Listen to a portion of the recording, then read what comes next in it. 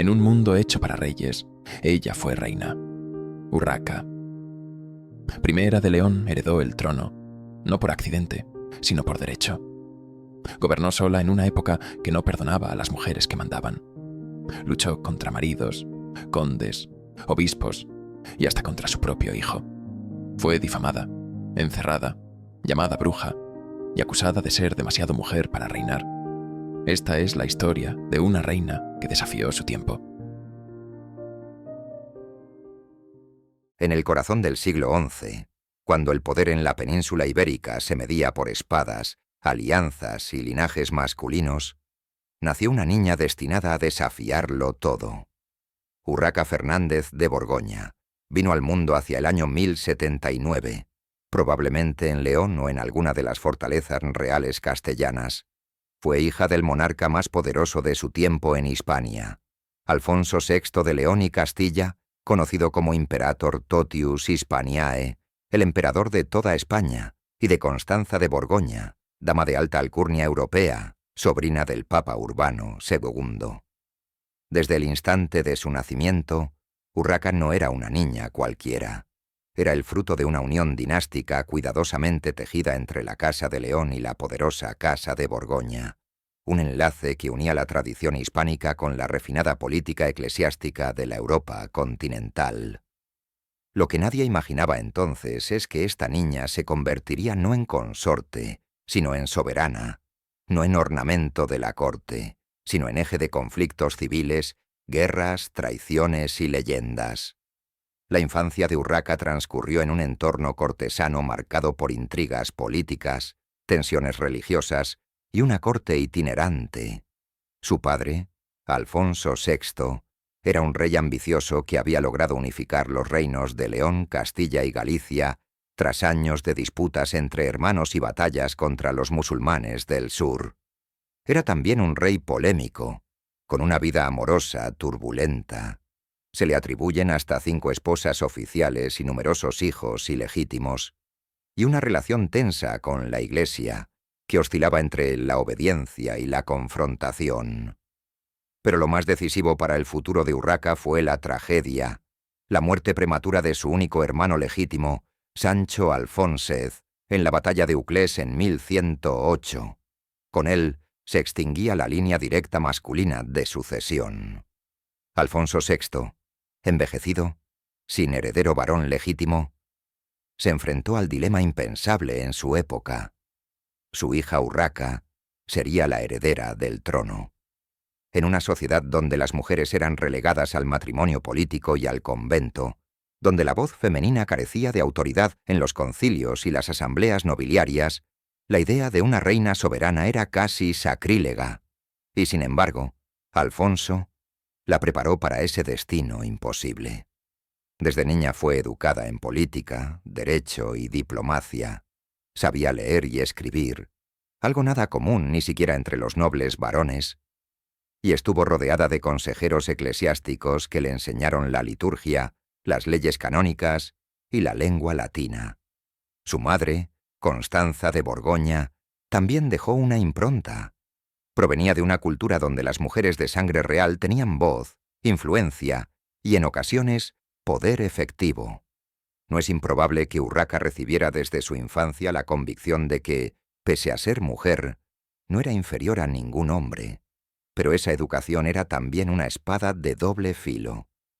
Mientras su padre la instruía como reina, la nobleza la observaba con recelo. Para muchos magnates leoneses y castellanos, la idea de obedecer a una mujer era un insulto al orden natural. Y cuando Alfonso comenzó a maniobrar para casar a su hija con un príncipe extranjero, el borgoñón Raimundo, un noble sin reino pero con sangre prestigiosa, las voces de oposición se multiplicaron. ¿Era Urraca una princesa o un peón? ¿Una futura reina o una ficha de alianza? ¿Una heredera legítima o un problema sucesorio vestido de gala? Tras su matrimonio con Raimundo de Borgoña, Urraca tuvo un hijo, Alfonso Raimúndez. Pero lejos de garantizar la estabilidad dinástica, el nacimiento del niño trajo nuevas tensiones. El linaje del padre era foráneo y muchos temían que el hijo se convirtiera en instrumento de la influencia borgoñona en la península. Además, Raimundo y Urraca se distanciaron pronto. Él, ambicioso y autoritario; ella, orgullosa y con conciencia de su estatus. La convivencia fue difícil, plagada de choques y rivalidades. Raimundo murió en 1107, dejando a Urraca viuda, y con un hijo pequeño, en medio de un tablero político a punto de estallar. Cuando en 1109 muere Alfonso, Urraca es proclamada reina de León, Castilla y Galicia. Pero no lo hace como regente de su hijo, ni como consorte de un nuevo esposo, sino como reina soberana.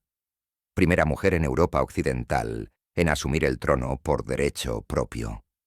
Era un acto radical, casi herético para los códigos de la época. En ese instante, la historia da un giro. La anomalía se convierte en norma, y el mundo medieval, construido sobre la piedra angular de la autoridad masculina, empieza a resquebrajarse. Urraca, la hija del rey, la viuda borgoñona, la madre del heredero, se convierte en el epicentro de una tormenta de dimensiones históricas.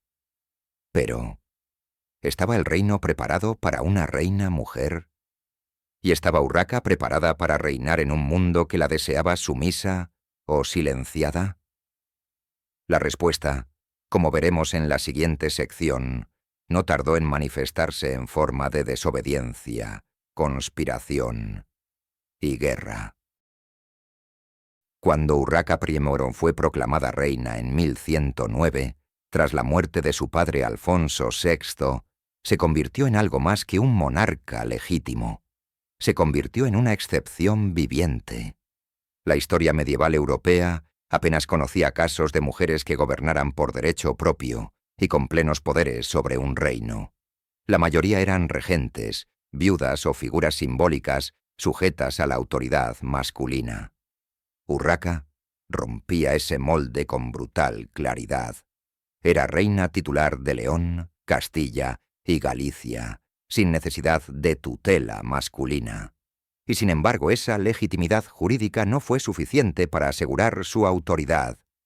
Desde el primer momento, su coronación fue recibida con una mezcla de formalismo forzado y desconfianza larvada. En teoría, nadie cuestionaba su derecho sucesorio. Era hija del rey y heredera directa.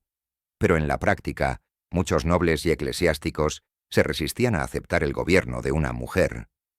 En ese rechazo no solo había machismo medieval, sino también miedo. Miedo a lo inédito, a lo incontrolable, a una figura que no podía ser manipulada como una esposa o una regente. La reacción de la nobleza fue inmediata. Si la reina era mujer, debía casarse. Era la solución natural, políticamente correcta y jurídicamente sólida para anular el problema. El matrimonio convertiría su autoridad en una función compartida y permitiría que el marido asumiera el rol de rey efectivo. Así, apenas semanas después de asumir el trono, Urraca fue presionada para desposarse con Alfonso I de Aragón, apodado el Batallador, uno de los guerreros más temidos de su época, campeón de la Reconquista y rey de un territorio vecino en constante expansión. Este matrimonio fue presentado como un acto de unidad cristiana frente al Islam, como un pacto dinástico para fusionar los reinos de Aragón, León y Castilla en una gran entidad cristiana. Pero bajo esa justificación política se escondía un objetivo más crudo: neutralizar a Urraca como mujer gobernante. El plan parecía perfecto: unir reinos, fortalecer la lucha contra los musulmanes y transformar el problema de la reina sola en una fórmula tradicional de poder compartido. Urraca aceptó el matrimonio, probablemente bajo una fuerte presión de su entorno. Era una jugada forzada, pero no exenta de estrategia. Tal vez pensó que podría dominar la alianza, que su corona seguiría siendo suya, que su reinado no sería eclipsado. Pero la realidad se impuso con rapidez y violencia. Alfonso el Batallador no era un consorte dócil. Era un hombre acostumbrado a mandar por la espada, sin consultar a nadie, mucho menos a una esposa. Para él, el matrimonio significaba absorción total del poder. Se proclamó a sí mismo rey de León, Castilla y Galicia, y empezó a actuar como soberano único, anulando de facto a Urraca. El conflicto estalló de inmediato. La reina, lejos de someterse, se negó a ceder el trono. Comenzó a buscar apoyos entre la nobleza leonesa, entre los clérigos más fieles a su padre, e incluso entre ciudades que desconfiaban del autoritarismo aragonés. Alfonso respondió con la única lengua que conocía: la guerra. A lo largo de los años siguientes, los reinos peninsulares se sumieron en un conflicto devastador que no fue simplemente una guerra entre dos monarcas, sino una guerra entre dos visiones del poder. Por un lado, un rey guerrero, brutal, legitimado por la espada, que usaba el matrimonio como justificación para invadir territorios ajenos. Por otro, una reina solitaria, denigrada por ser mujer, pero firme en su voluntad de ejercer el poder por derecho propio.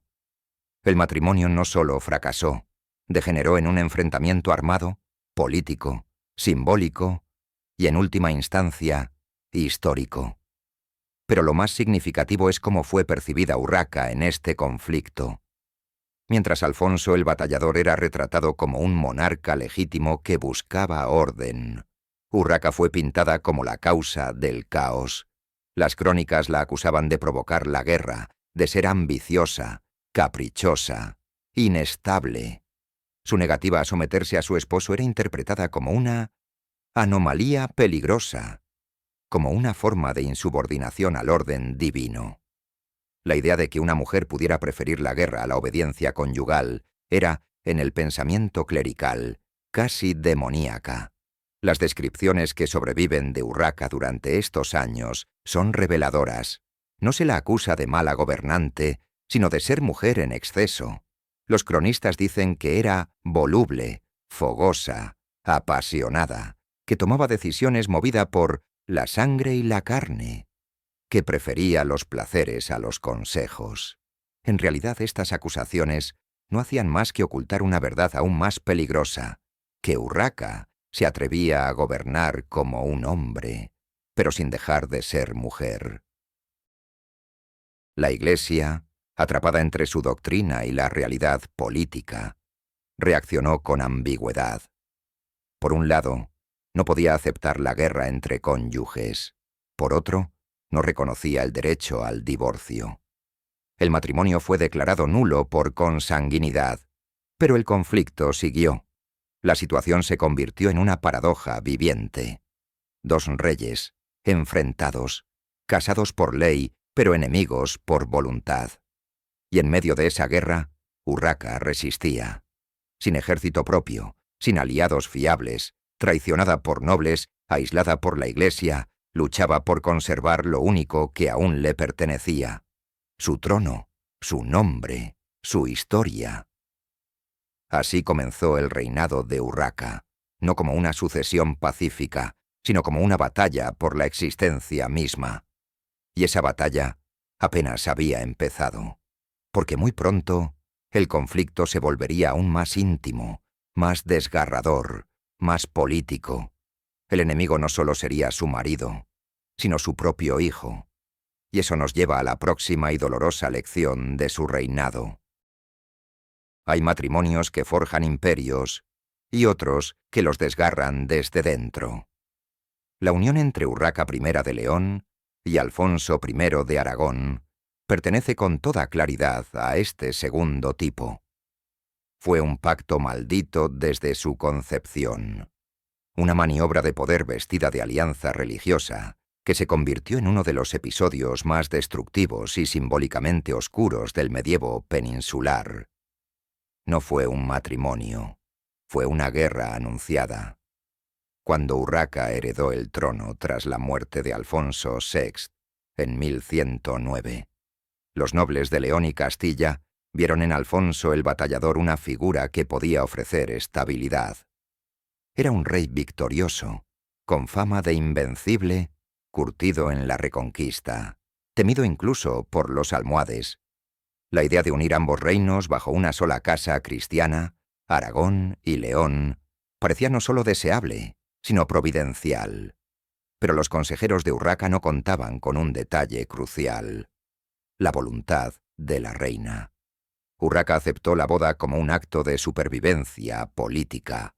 No era una doncella que soñara con amor, era una soberana atrapada entre obispos, condes y expectativas masculinas.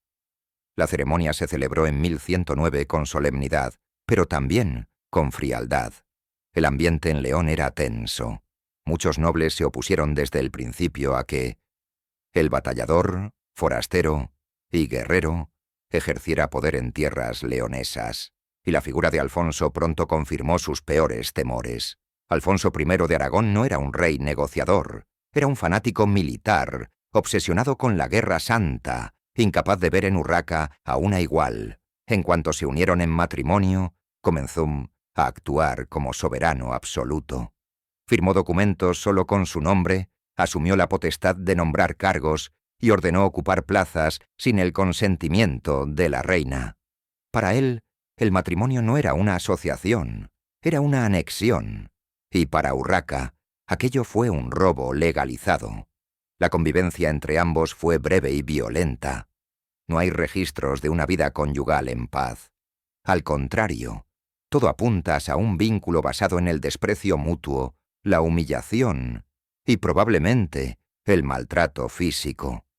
Algunas fuentes eclesiásticas, escritas en latín neutro pero cargado de insinuaciones, describen cómo la reina fue obligada a retirarse tras desavenencias que ofendieron su dignidad real y su cuerpo. Las crónicas no lo dicen abiertamente, pero lo sugieren con insistencia. Alfonso golpeaba a Urraca. El conflicto no tardó en estallar abiertamente. Apenas unos meses después de la boda, la reina abandonó a su esposo y regresó a tierras leonesas. En respuesta, Alfonso inició una campaña militar para reclamar por la fuerza lo que consideraba suyo por derecho matrimonial. Entró en Castilla con su ejército aragonés, ocupó fortalezas, exigió vasallaje a señores locales y proclamó que era el verdadero rey de León. Fue el inicio de una guerra civil entre cónyuges, un escándalo para la Europa medieval. Pero aquí ocurre algo todavía más turbio. La Iglesia, en lugar de mediar, se sumió en el silencio. El Papa Pascual II, atado por la legalidad canónica y la necesidad de sostener la unidad cristiana, no intervino directamente. El matrimonio no podía disolverse sin dañar la imagen de la cristiandad peninsular. Y sin embargo, Urraca y Alfonso se mataban entre sí, simbólicamente y en el campo de batalla. León y Aragón ardían bajo una unión convertida en maldición. La guerra entre ambos tuvo episodios brutales. En 1110, Alfonso ocupó Palencia y amenazó con asediar León. La reina, sin ejército propio, tuvo que recurrir a alianzas frágiles. Algunos condes castellanos, señores gallegos resentidos, obispos temerosos de la intromisión aragonesa. Cada ciudad se convirtió en un campo de traiciones. Las murallas de Zamora, Astorga y Sahagún vieron desfilar ejércitos enfrentados por una causa absurda. Un matrimonio que debía unir reinos y que acabó rompiéndolos. Pero lo más revelador de esta guerra fue la manera en que se narró. Mientras Alfonso era presentado como un cruzado que luchaba por el orden y la fe, Urraca era descrita como una mujer inestable, influenciada por pasiones, enemiga del bien común. Incluso sus propias decisiones militares, que incluían asedios defensivos y pactos tácticos, eran vistas como caprichos femeninos. La reina nunca fue tratada como comandante. Fue tratada como una esposa rebelde con delirios de grandeza. Y sin embargo, resistió. Incluso cuando Alfonso se adentró en tierras leonesas con brutalidad, cuando saqueó monasterios, cuando amenazó a los obispos, Urraca no cedió. No renunció al trono, no firmó la paz, no pidió perdón. Se retiró, reorganizó apoyos, negoció alianzas. Su figura se volvió espectral. No era una reina sentada en trono, sino una sombra que viajaba de castillo en castillo, manteniendo viva la idea de una soberanía legítima femenina. El matrimonio, finalmente, fue anulado por la Iglesia en 1114 por prohibición de parentesco. Eran primos lejanos, pero el daño ya estaba hecho. El reino estaba dividido, las ciudades empobrecidas, las lealtades rotas. Lo que debía ser un pacto de unidad se había convertido en la más larga y devastadora de las guerras personales de la época, y su consecuencia fue aún más trágica. El vacío de poder dejado por la lucha entre Urraca y Alfonso sería aprovechado por su propio hijo, porque en medio del derrumbe, mientras los ejércitos ardían, alguien empezó a murmurar que quizá la reina no debía seguir en el trono, que ya había otra sangre real, más joven, más controlable, un niño llamado Alfonso Raimúndez. Y así, mientras el conflicto con el batallador llegaba a su fin, la siguiente amenaza ya crecía, desde su propia sangre. En el ajedrez político del siglo XII, donde cada ficha era una vida, cada alianza un contrato de sangre y cada error una tumba prematura, Urraca I de León se vio obligada a jugar contra su oponente más impensable, su propio hijo. Alfonso Raimúndez, el niño nacido de su primer matrimonio con Raimundo de Borgoña, se transformó, con apenas 10 años, en la principal amenaza a su reinado, no porque lo deseara, sino porque fue manipulado, elevado y armado por los enemigos de su madre. Lo convirtieron en un estandarte, y Urraca, en consecuencia, se vio forzada a luchar contra su propio vientre. El vínculo entre madre e hijo había estado condenado desde el principio. Alfonso nació en 1105, cuando su madre aún era princesa. Su padre, Raimundo, había muerto en 1107, dejando al niño como legítimo heredero de Galicia. Al subir Urraca al trono en 1109, el pequeño fue reconocido como infante real, pero no como rey, y ese matiz sería el punto de fractura.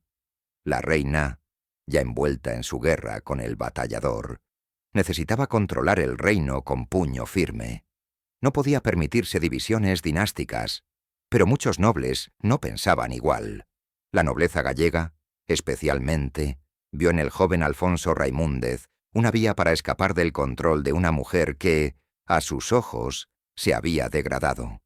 Primero por guerrear contra su marido, luego por convivir con Pedro González de Lara y finalmente por negarse a abdicar en favor del príncipe legítimo.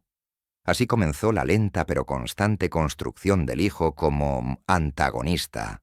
Primero lo proclamaron como señor de Galicia, después como heredero directo de León y Castilla, y más tarde como rey, sin el consentimiento de su madre. El momento culminante de esta traición se produjo en 1111, en Santiago de Compostela. Allí, el poderoso arzobispo Diego Gelmírez, figura clave del clero gallego, hábil, ambicioso y profundamente político, coronó al niño como rey de Galicia, en una ceremonia que bordeaba el sacrilegio. Lo hizo sin permiso papal, sin consenso de la corte y contra la voluntad expresa de Urraca. Era un acto de rebeldía disfrazado de consagración, un niño convertido en bandera, un hijo usado como arma. El dolor de Urraca, por entonces, debió ser insondable. No solo le arrebataban el poder en nombre de su propio hijo, sino que debía callar, o parecería una madre sin corazón. Y sin embargo, no calló. Su respuesta fue tan feroz como lógica. Declaró ilegal la coronación, acusó a Gelmírez de usurpación eclesiástica y reunió un ejército para aplastar la revuelta. Así comenzó una guerra fría y a veces caliente entre la reina y el infante. Urraca sitiando ciudades en manos de su hijo, el niño viajando con tropas prestadas, la madre obligada a ceder territorios para no derramar sangre familiar, o no demasiada. Uno de los momentos más desgarradores fue el encuentro de ambos en León, hacia 1114. Algunas fuentes aseguran que Urraca recibió a Alfonso con ternura, intentando reconciliarse. Otras sostienen que fue un encuentro calculado, donde la reina buscó recuperar el control de su heredero. Sea como fuere, la reconciliación fue breve. El joven, influenciado por Gelmírez y por los condes gallegos, volvió a separarse de ella. No podía existir equilibrio entre dos coronas en un solo linaje. Alguien debía ceder. Y Urraca no estaba dispuesta. Durante esta etapa del conflicto, se multiplicaron las campañas militares. Urraca intentó recuperar el norte de Galicia con fuerzas propias. No siempre tuvo éxito. A veces, las tropas se negaban a luchar contra un niño ungido por Dios. En otras ocasiones, los señores locales simplemente cambiaban de bando según el viento. La reina vivía bajo amenaza constante, no solo en los campos de batalla, sino en los pasillos de sus propios castillos. Cualquier noble podía traicionarla en nombre del futuro rey. En las crónicas se percibe una narrativa cada vez más cargada de amargura. Los monjes benedictinos de Sahagún escriben sobre una reina agitada, vigilante, sin descanso. En documentos de la corte, Urraca firma edictos que apelan al derecho legítimo de la sangre real, una forma velada de afirmar que ser madre no significaba abdicar. En cartas privadas que se conservan fragmentadas, se vislumbra una mujer desgastada, pero lúcida, consciente de que si cedía, no quedaría nada de su legado. La relación con Pedro González de Lara también se vio afectada. Muchos nobles veían en él una figura paternal y legítima para el joven Alfonso. Los rumores se dispararon, que Pedro quería arrebatar la herencia del niño, que planeaba casarse con Urraca para legitimar su poder, que incluso buscaba suplantar la dinastía. Nada fue probado, pero todo fue creído. Y mientras tanto, el clero seguía susurrando que la reina había caído en el pecado, que Dios la castigaba con la rebelión de su propio hijo. Y aquí se produce un giro que la historia rara vez cuenta. Urraca, en los últimos años de su reinado, logró rehacer parte de la relación con Alfonso. No fue una reconciliación idílica, ni tampoco duradera, pero madre e hijo comenzaron a negociar. Urraca reconoció la necesidad de asegurar la sucesión, y el infante entendió que aún no era su momento.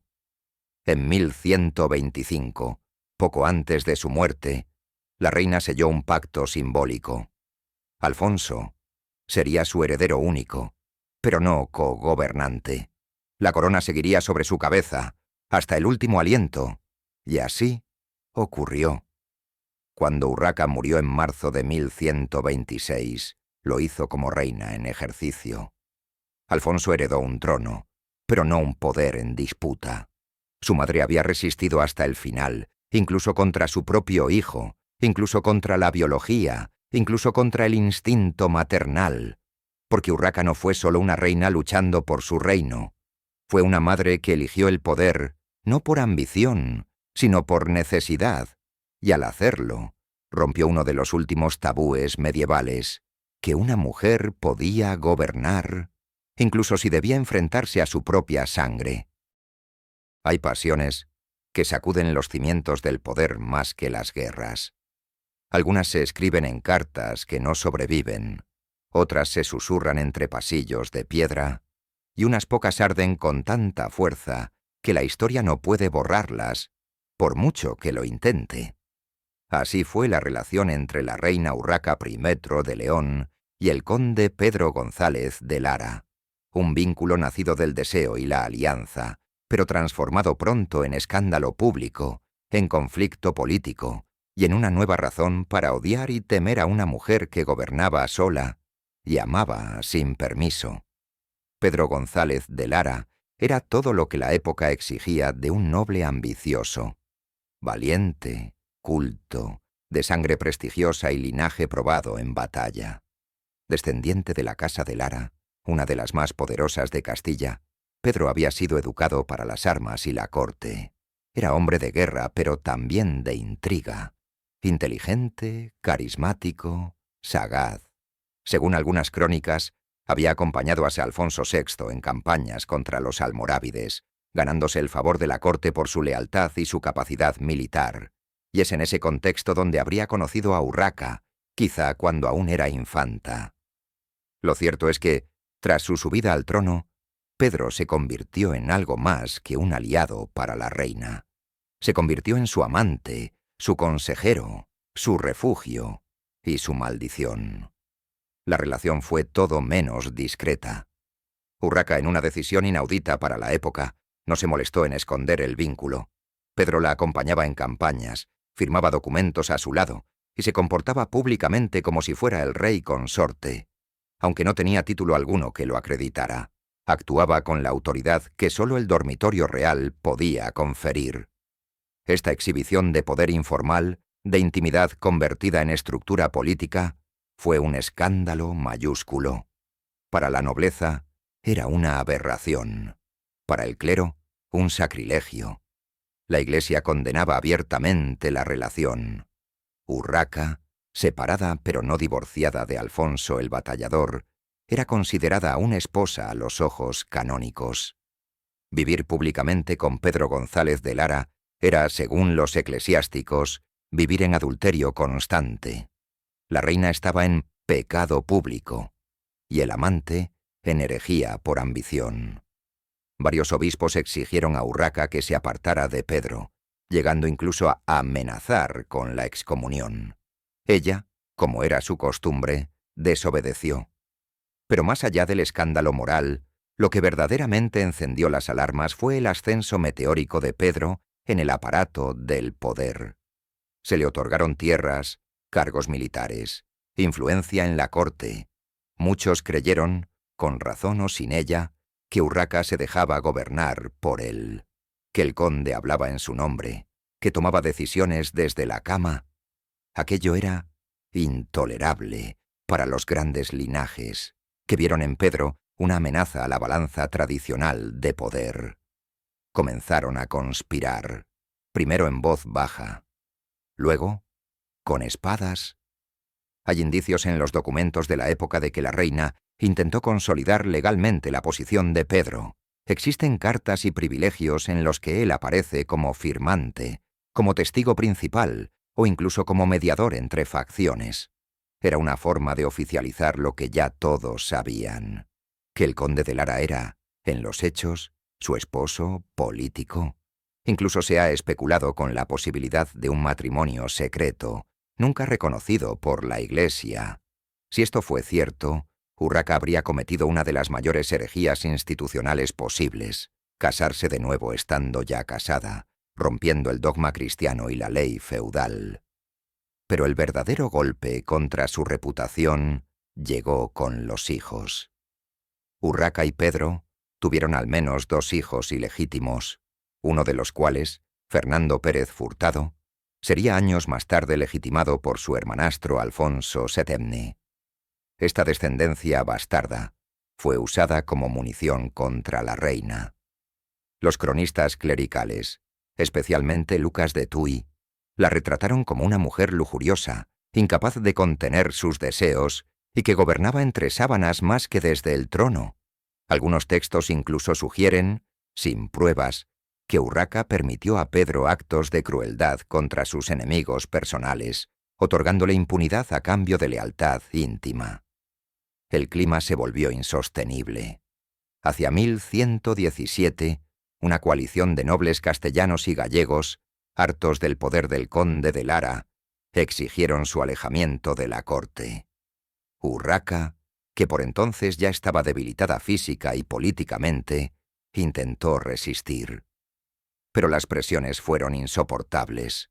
Algunos registros mencionan una posible revuelta palaciega, un conato de golpe de estado que no llegó a cuajar, pero que obligó a Pedro a retirarse momentáneamente. La reina, dicen, cayó en una melancolía profunda. Los monjes hablan de un silencio de plomo en la corte.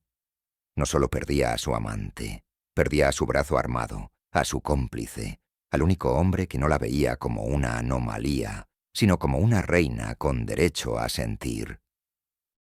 Sin embargo, el vínculo no se rompió del todo. Pedro regresó a la corte años después, quizá no con el mismo poder, pero sí con la misma lealtad. Fue uno de los pocos que acompañó a Urraca en sus últimos años. Cuando ella murió en 1126, él no tardó en desaparecer de la vida pública. Algunas leyendas sostienen que se retiró a un monasterio, atormentado por su amor imposible. Otras aseguran que murió en batalla defendiendo los restos del poder de los Lara. Lo cierto es que su nombre quedó sellado en la historia como el amante maldito de la reina temeraria.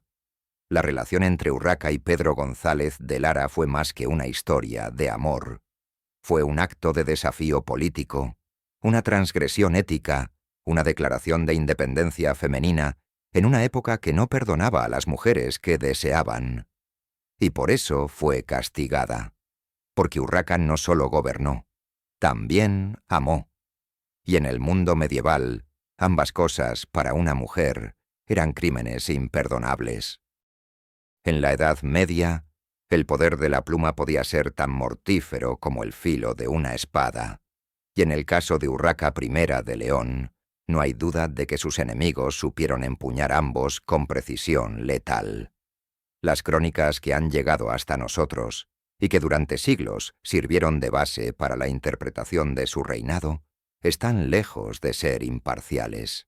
Fueron escritas por hombres, obispos, monjes, cortesanos, que veían en el gobierno de una mujer no solo una anomalía política, sino una amenaza espiritual y social. Urraca no solo fue combatida en el campo de batalla, también fue calumniada en los pergaminos, deformada en la memoria colectiva, condenada en los márgenes de los códices por una misoginia estructural disfrazada de análisis histórico. La reina, desde el momento en que asumió el trono, fue objeto de un escrutinio moral implacable.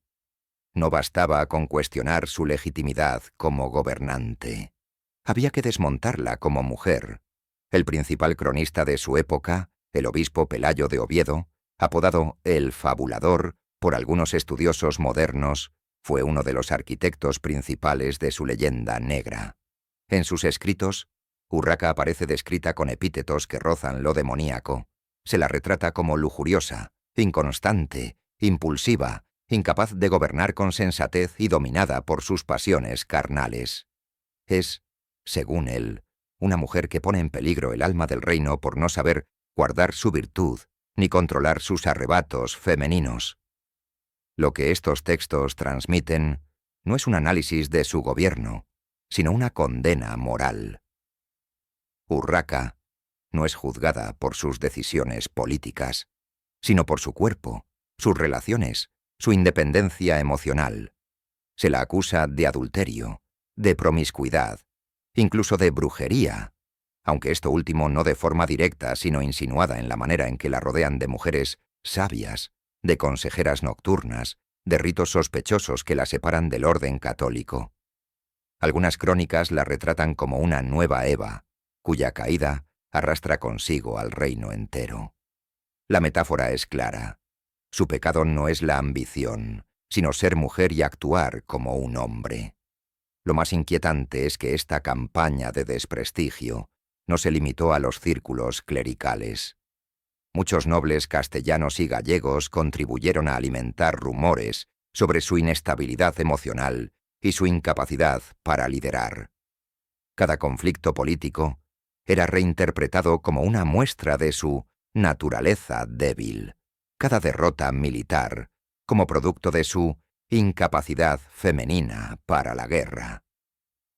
Cuando Urraca se enfrentó a su esposo Alfonso el Batallador, los cronistas evitaron mencionar las brutalidades del aragonés y, en cambio, la acusaron a ella de provocar el caos por no cumplir su rol marital.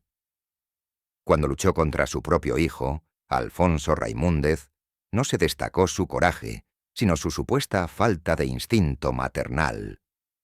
Resulta especialmente revelador que muchos documentos reales del reinado de Urraca hayan sido modificados o eliminados en las décadas posteriores a su muerte. El reinado de su hijo, Alfonso VII, estuvo marcado por un esfuerzo sistemático de reconstrucción del relato dinástico. Los escribanos del nuevo rey, deseosos de consolidar su imagen como emperador de toda Hispania, no podían permitir que su madre siguiera siendo un personaje incómodo en los registros. Así, buena parte de la documentación que mencionaba a Urraca con autoridad plena fue sustituida por textos que la presentaban como regente o como mera transmisora de la corona. Incluso su muerte fue silenciada con elegancia burocrática. Murió como reina, sí, pero no hubo celebraciones ni panegíricos públicos que honraran su memoria. No hubo monumentos erigidos en su nombre, ni cantares de gesta que la glorificaran. En un mundo donde los reyes eran enterrados con pompa y los cronistas ensalzaban hasta sus defectos, el silencio en torno a Urraca fue estruendoso. Es como si su existencia misma hubiera sido un error del que la historia oficial quiso recuperarse lo antes posible. Y sin embargo, algunas voces disidentes lograron abrirse paso entre el ruido del desprestigio. Ciertos documentos, cuidadosamente preservados en monasterios gallegos y leoneses, muestran a una Urraca decidida, activa, capaz de administrar justicia, de convocar cortes, de proteger ciudades. Existen diplomas en los que aparece como Imperatrix, un título que sobrepasa el de reina y que denota una ambición de poder que iba más allá de lo esperado para una mujer de su tiempo. Esos mismos textos muestran que fue respetada o temida por numerosos obispos, que acataron sus decisiones incluso en medio del conflicto. Pero estas fuentes fueron marginadas, consideradas locales, anecdóticas o excesivamente favorables, en contraste con la narrativa dominante de los cronistas cortesanos. El efecto de esta campaña propagandística se arrastró durante siglos. La figura de Urraca fue deformada por generaciones de historiadores que, apoyándose en esas fuentes misóginas, repitieron sin cuestionar los juicios de valor medievales. Solo en el siglo XX, con el auge de la historiografía feminista y crítica, se empezó a reconstruir su verdadera dimensión, la de una reina que se atrevió a gobernar, a amar y a luchar en un mundo que no estaba dispuesto a tolerarlo. Hoy sabemos que muchas de las acusaciones que pesaban sobre ella eran construcciones interesadas, parte de una estrategia de poder que utilizó el discurso religioso y moral como herramienta de control. Pero la pregunta permanece: ¿cuánto de lo que creemos saber sobre Urraca es verdad y cuánto es invención? ¿Qué historia nos hemos perdido por haber confiado ciegamente en los relatos de quienes tenían todo el interés en destruirla? Y si la historia de Urraca fue distorsionada de forma tan sistemática, ¿cuántas otras reinas, nobles o mujeres influyentes fueron también borradas, silenciadas o transformadas en caricaturas para preservar un orden que las necesitaba invisibles? En esta sección, lo único claro es que la historia, la oficial, no siempre está del lado de la verdad. La historia oficial suele imaginar a las reinas medievales como figuras estáticas, sentadas en tronos resplandecientes, rodeadas de cortesanos que obedecen su palabra como ley. Pero la realidad de Urraca I de León fue radicalmente distinta. Su reinado fue una cadena de encierros, traiciones, desplazamientos forzados y castigos impuestos no por enemigos externos, sino por sus propios vasallos, su corte e incluso por su propia sangre. Urraca no reinó desde lo alto de un trono, sino desde el filo de la sospecha, acorralada en fortalezas que se transformaban en cárceles, observada desde las sombras por quienes deberían haberla protegido. Uno de los episodios más simbólicos ocurrió en 1111, cuando fue retenida en el castillo de León, la ciudad que debía ser su baluarte, por una facción de nobles gallegos descontentos con su gobierno. Aprovechando un momento de debilidad, tras una derrota política frente a su esposo Alfonso el Batallador, un grupo de magnates encabezados por el conde de Traba y otros aliados de su hijo Alfonso Raimúndez decidieron confinarla en sus propios aposentos impidiéndole ejercer cualquier autoridad real. No la destituyeron formalmente. La inmovilidad era una estrategia más eficaz. Una reina que no puede salir, que no puede hablar en público, que no puede mostrar su presencia, es una reina desactivada. Estos encierros no siempre eran físicos, también eran simbólicos, administrativos, diplomáticos. Hubo períodos en los que sus cartas no llegaban a su destino. Sus edictos eran ignorados por los obispos y sus decisiones quedaban en suspenso, mientras otros, Pedro González de Lara, los condes de Galicia, incluso Alfonso Raimúndez, actuaban en su nombre sin su consentimiento. Era el arte sutil del cerco político, reducir la autoridad real a una sombra, mientras la figura de la reina seguía visible solo para evitar el escándalo. Los castillos de Zamora, Astorga y Sahagún, entre otros, fueron escenario de estas cautividades no declaradas. Algunos cronistas locales recogen testimonios de que la reina fue alojada en estancias vigiladas con acceso restringido al exterior y con su correspondencia interceptada. Una carta del clero de Sahagún habla, sin nombrarla, de una dama de la corte retenida por su propio bien, eufemismo que parece aludir a estos confinamientos encubiertos. No eran encarcelamientos en el sentido tradicional, pero sí lo suficientemente opresivos como para anular cualquier voluntad de gobierno. Las traiciones más amargas, sin embargo, vinieron de su entorno inmediato. Algunos de sus consejeros más cercanos abandonaron su causa en cuanto vieron peligrar su propia posición. Pedro Froilaz de Traba, que inicialmente apoyó a Urraca como reina legítima, fue uno de los primeros en virar su lealtad hacia el niño Alfonso, viendo en él una figura más manipulable. Lo mismo ocurrió con varios obispos que, tras prestarle obediencia en público, negociaban en privado con el batallador o con las casas nobiliarias gallegas. La hipocresía era la moneda de la corte. Se besaba la mano de la reina al mismo tiempo que se redactaban pactos para despojarla. Incluso los rumores de que Urraca sufría crisis de histeria o arrebatos de locura servían como pretexto para invalidar su poder. En varias ocasiones, aludiendo a su fragilidad femenina, los nobles justificaron aislarla temporalmente de las decisiones importantes. El lenguaje de la época disfrazaba estas exclusiones de protección, pero en realidad eran maniobras para dejarla sola y neutralizada. No era una cuestión de salud mental, sino de misoginia encubierta bajo una máscara de paternalismo político. Hubo momentos en que la reina se rebeló contra estos cercos con una fuerza sorprendente. En 1114, tras escapar de un encierro en el norte leonés, reunió tropas leales y tomó Astorga por la fuerza. Se cuenta que hizo apresar a varios nobles desleales y los obligó a jurarle fidelidad en público. Fue un acto de afirmación política, una señal de que pese a todo, la reina seguía luchando. Pero cada victoria era breve y cada lealtad frágil. Los monasterios tampoco fueron siempre refugio, sino jaulas sagradas. Hay referencias en documentos eclesiásticos a la retirada temporal de Urraca, a ciertos cenobios en Galicia y León. Pero los rumores insisten en que muchas de esas estancias no fueron voluntarias.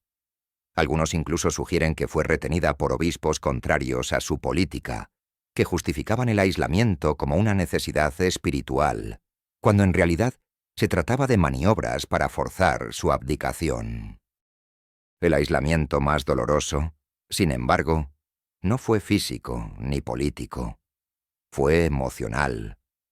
Urraca fue traicionada por su esposo, combatida por su hijo, abandonada por sus nobles y condenada por los cronistas. Su reinado fue un perpetuo asedio, no solo por los ejércitos que sitiaban sus ciudades, sino por los silencios, los cuchicheos, las lealtades rotas y las puertas cerradas. Fue una reina cercada, no solo por muros de piedra, sino por una arquitectura invisible de exclusión, diseñada para que no pudiera reinar, aunque llevara la corona en la frente. Y aquí se alza una pregunta inquietante. ¿Cuántas de sus decisiones, errores o silencios fueron en realidad producto de este asedio constante? ¿Cómo puede gobernar alguien a quien todos cercan, todos espían y todos traicionan? ¿Cuánto de su historia fue escrita por quienes la mantuvieron presa, no en una celda, sino en un reino convertido en trampa? Esta es la historia de una reina sitiada no solo por sus enemigos, sino por el propio sistema que la coronó para después devorarla. En los años turbulentos del reinado de Urraca I de León, las batallas campales, los cercos militares y las revueltas nobiliarias dejaron un rastro visible de destrucción.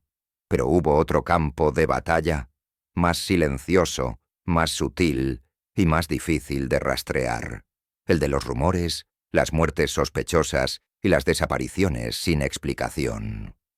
En ese espacio sombrío donde la historia se entremezcla con la intriga, la figura de Urraca se vuelve aún más misteriosa, como si la violencia que la rodeaba no solo estuviera en el exterior, sino que se filtrara en los vasos de vino, en las oraciones nocturnas y en los pasillos silenciosos de palacios que guardaban secretos más mortales que cualquier ejército.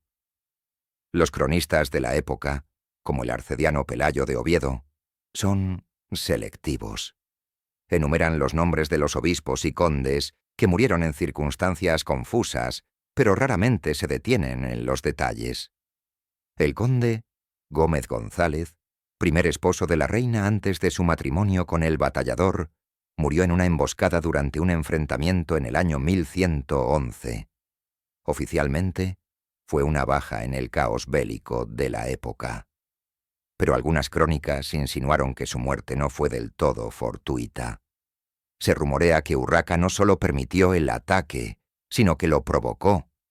Gómez González, a pesar de ser aliado, se había convertido en un obstáculo político.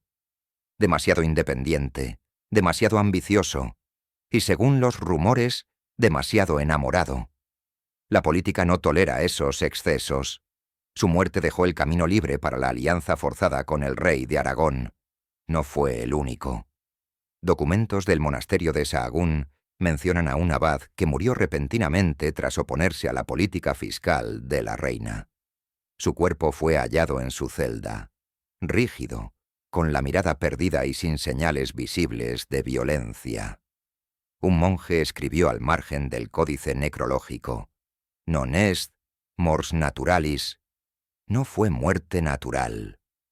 Poco después, la abadía fue beneficiada con tierras confiscadas por el propio concejo de León. El silencio fue su recompensa. Pero lo más inquietante fueron las desapariciones. Personajes clave, antiguos aliados de Urraca como ciertos condes gallegos o emisarios eclesiásticos, desaparecieron del registro histórico sin explicación. De ellos no hay actas de defunción, ni misas de requiem, ni testamentos. Simplemente dejaron de aparecer. La crónica de San Piro menciona con extrañeza la retirada al silencio de uno de los obispos más influyentes de León. No se especifica si murió, huyó o fue eliminado. En los márgenes de algunos documentos aparece una palabra tachada que luego se repetiría en otras fuentes: venenum.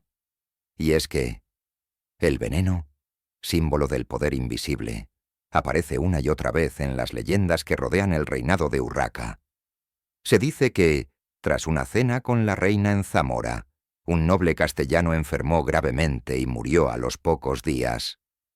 Otro conde, que había empezado a apoyar la causa del batallador, cayó muerto tras recibir un vino regio enviado como presente. Nunca se probaron las acusaciones, pero el temor a las copas reales creció. Algunos cortesanos se negaban a beber del mismo vino que la reina. Otros hacían probar a sus escuderos antes de tocar la comida servida en el palacio. Las cocinas reales, normalmente espacios de rutina doméstica, se convirtieron en centros de vigilancia, sospecha y control. Y Urraca, en el centro de todo esto, aparece como una figura ambigua. ¿Fue instigadora, víctima o simple testigo de estas desapariciones? Las crónicas enemigas no lo dudan. La retratan como una mujer manipuladora, capaz de usar el veneno con la misma soltura con la que otros usaban la espada. Pero también podría ser al revés. Una mujer rodeada de traidores, que usaban su nombre para justificar sus crímenes y que aprovechaban cada muerte misteriosa para cargarla sobre su espalda. La leyenda más terrible de todas, transmitida por tradición oral en algunos monasterios, habla de un episodio oscuro en 1122. En ese año, 3 caballeros leoneses desaparecieron tras acudir a una reunión con la reina en Palencia. Nunca más se supo de ellos. Años después, durante unas obras en el monasterio de San Zoilo, se encontraron 3 esqueletos bajo una losa sin nombre. Las armaduras, corroídas pero identificables, tenían grabado el símbolo de sus casas. Nadie se atrevió a culpar a la reina directamente. Pero un manuscrito anónimo del siglo XIII, conservado en Simancas, anota al margen 3 clamores al cielo, una reina sin lágrimas. Y sin embargo, estas historias, venenos, desapariciones, muertes súbitas, pueden tener otra lectura, tal vez en un reino plagado de conspiraciones masculinas, donde la guerra era la única forma de negociación aceptada. El veneno fue el único instrumento de poder que una mujer pudo usar en la sombra, no como arma de venganza, sino como única defensa contra una nobleza dispuesta a devorarla viva. Tal vez no haya que preguntarse si Urraca envenenó, sino por qué tuvo que hacerlo. En un mundo donde los hombres mataban con espadas y se les llamaba héroes, ¿qué nombre se le daba a una mujer que usaba el silencio, el vino y el miedo para sobrevivir? ¿Bruja? ¿Reina? ¿Monstruo? El rumor fue su condena y su armadura. A falta de cronistas que la defendieran, los susurros la convirtieron en mito. Pero en esos rumores se esconde otra verdad, la de una reina rodeada de enemigos, obligada a reinar en la penumbra, donde cada copa podía ser la última o la definitiva. A medida que el tiempo avanzaba, el caos parecía ser la única constante del reinado de Urraca I de León. Y sin embargo, en medio del torbellino de guerras civiles, alianzas rotas, traiciones familiares y campañas de desprestigio clerical, hubo algo que nunca se quebró: su voluntad de seguir reinando. La reina, envejecida prematuramente por las cargas de su corona, resistió hasta el último aliento como monarca soberana. Nunca abdicó, nunca cedió el trono, ni reconoció otro poder por encima del suyo. Y ese solo hecho, en el contexto medieval europeo, era en sí mismo una revolución. Durante años, muchos esperaron su caída. Alfonso I de Aragón, su exmarido, confiaba en que la guerra de desgaste la doblegara. Su hijo, Alfonso Raimúndez, fue promovido por los nobles como un heredero útil y maleable. Los obispos la presionaban constantemente, convencidos de que una mujer gobernante era una anomalía peligrosa. Pero Urraca, golpeada, aislada, difamada, se mantuvo en pie. Y lo hizo con una mezcla de astucia política, maniobras desesperadas y un temple que parecía desafiar incluso a la lógica de la época. Tras su separación formal, aunque nunca reconocida legalmente, de Alfonso el Batallador, Urraca desplegó una estrategia doble. Por un lado, reforzó su presencia simbólica en los reinos, viajando constantemente, participando en asambleas y reforzando el poder regio ante cada ciudad díscola. Por otro lado, administró la guerra como una experta. Dividió a sus enemigos, alimentó rivalidades internas en los feudos aragoneses y supo cuándo resistir y cuándo pactar. Nunca tuvo un ejército comparable al del Batallador, pero supo usar la política como su verdadera arma. Al mismo tiempo, supo domar, en lo posible, a su hijo Alfonso. Aunque las fuentes eclesiásticas y nobiliarias presionaban constantemente para que abdicara a su favor, Urraca nunca lo hizo. Sí lo reconoció como heredero, y en algunos momentos incluso compartieron escenario político como cogobernantes. Pero en la práctica, la autoridad efectiva seguía siendo suya. En las monedas acuñadas en León seguía apareciendo su nombre.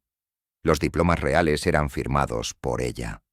Los vasallos le juraban fidelidad a ella. Su presencia no era decorativa, era sustancia de poder. Incluso su relación con Pedro González de Lara, que en los primeros años fue tan polémica, evolucionó.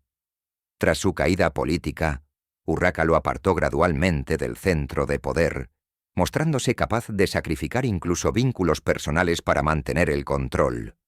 Ella era reina antes que amante, madre o esposa, y esa prioridad constante, a pesar de todo lo vivido, es uno de los rasgos más notables de su carácter. El final llegó en 1126, en la villa de Saldaña, tras casi 17 años de un reinado agitado. No murió en batalla, ni asesinada, ni humillada. Murió siendo reina. No hay pruebas de que haya sido forzada a abdicar, ni documentos que indiquen una cesión de poder formal. En una época donde los monarcas eran depuestos por el acero, la intriga o la iglesia, Urraca se mantuvo firme. Su cadáver fue trasladado a León y enterrado con honores reales. El trono pasó a su hijo, Alfonso VII, sin disputa. Su muerte, silenciosa y sin grandes celebraciones, marcó el final de una era y el inicio de una transición que, paradójicamente, ella misma había preparado con su obstinada permanencia. Lo más inquietante es que su resistencia fue silenciosa, sin grandes gestos heroicos ni victorias espectaculares. No dejó discursos, ni testamentos cargados de épica, ni gestas de conquista. Su heroísmo fue de otra clase, el de la permanencia. En un mundo que la rechazaba, que no quería verla en el trono, que escribía contra ella, que conspiraba para desplazarla, Urraca simplemente no se movió. Gobernó. Y quizás por eso, la historia posterior prefirió olvidarla. Porque no encajaba ni como mártir ni como santa. No fue víctima pasiva ni heroína virtuosa. Fue una mujer que mandó, que resistió a reyes, a obispos, a nobles y a su propio hijo, que se enfrentó sola a un sistema entero, y que, cuando llegó la hora de morir, aún era la reina. ¿Qué memoria puede ser más incómoda que esa? A lo largo de los siglos, la figura de Urraca I de León ha sido una silueta que se recorta entre sombras, apenas mencionada en los libros de texto, difamada en las crónicas medievales y relegada a una nota marginal en la genealogía de los grandes monarcas hispánicos. Sin embargo, cuando se desempolvan los manuscritos, cuando se comparan las fuentes y se analizan las omisiones, la reina Urraca emerge no como una figura menor, sino como uno de los personajes más desafiantes de la historia medieval europea. ¿Por qué entonces fue tan sistemáticamente olvidada, deformada o despreciada?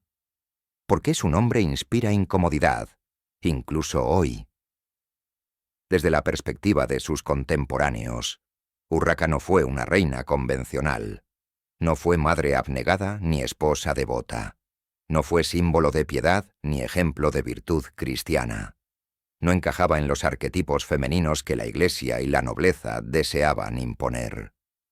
Fue una mujer que quiso gobernar, y gobernó, en su propio nombre, sin delegar, sin disfrazar su autoridad con la figura masculina de un regente o esposo. En otras palabras, fue una anomalía. Y como toda anomalía en un sistema cerrado, debía ser corregida o eliminada de la memoria colectiva. Los cronistas clericales, casi todos hombres, eclesiásticos y afines al poder patriarcal, se encargaron de esa tarea. En sus textos, Urraca es descrita como lujuriosa, iracunda, inestable, caprichosa, ineficaz. La imagen que transmiten recuerda más a una figura demonizada que a una soberana legítima. Las acusaciones implícitas, y a veces explícitas, de brujería, de relaciones impúdicas, de injerencia femenina en el arte de gobernar, funcionaban como dispositivos de control narrativo. Se trataba de borrar la excepción para que la norma no temblara. Pero la leyenda negra que la rodeó también alimentó su mito. En los márgenes de la historia oficial, Urraca fue recordada como una mujer que desafiaba el orden, que enfrentaba a reyes, obispos y nobles con una mezcla de inteligencia política, obstinación férrea y osadía personal. Las leyendas populares, en algunos casos recogidas siglos después en cantigas, crónicas locales y relatos orales, la presentan como una reina fuerte, incluso despiadada si era necesario, capaz de usar el veneno, el encierro o la traición, no por perversión, sino por supervivencia, como si hubiera comprendido que para conservar el poder en un mundo diseñado para aplastarla, debía actuar con las mismas armas que sus enemigos. ¿Fue víctima de su tiempo? Indudablemente. Las estructuras del patriarcado medieval la rodeaban como una red invisible de prohibiciones, prejuicios y sospechas constantes. Cada decisión suya era interpretada como debilidad o como pecado. Cada gesto de autoridad como una amenaza al orden divino. Y sin embargo, sobrevivió a todos. Gobernó más que muchos reyes de su época, resistió a enemigos más poderosos y dejó un reino intacto para su heredero. ¿Fue una bruja, como insinuaban las crónicas más hostiles? Probablemente no en el sentido literal, pero sí en el sentido simbólico. Una mujer que conoce, que decide, que desafía, que incomoda. En el imaginario medieval, la bruja era aquella que se salía del guión establecido, que hablaba sin permiso, que actuaba por cuenta propia. Urraca fue todo eso, y por eso su figura fue envuelta en un halo de misterio, de peligro, de transgresión. ¿Y fue una pionera? Sin duda. Aunque no dejó discursos ni proclamaciones feministas avant la lettre, su sola existencia, como reina soberana, enfrentada a maridos, nobles, eclesiásticos y hasta a su propio hijo, la convierte en una precursora del poder femenino. No buscó ser un símbolo, pero se convirtió en uno. Su figura, ahora recuperada por historiadoras y pensadoras contemporáneas, sirve como espejo donde se reflejan siglos de exclusión, pero también como testimonio de que siempre hubo mujeres que resistieron, que mandaron, que gobernaron, aunque la historia oficial las silenciara. Hoy, cuando su nombre comienza tímidamente a regresar al lugar que merece, la pregunta no es solo quién fue Urraca, sino por qué se intentó que no la recordáramos. Y la respuesta tal vez sea la más inquietante de todas, porque lo logró, porque fue reina, porque no se rindió, porque desafió la estructura que la oprimía, y sobrevivió lo suficiente como para que la historia tuviera que callarla. Y ahora, siglos después, ya no puede.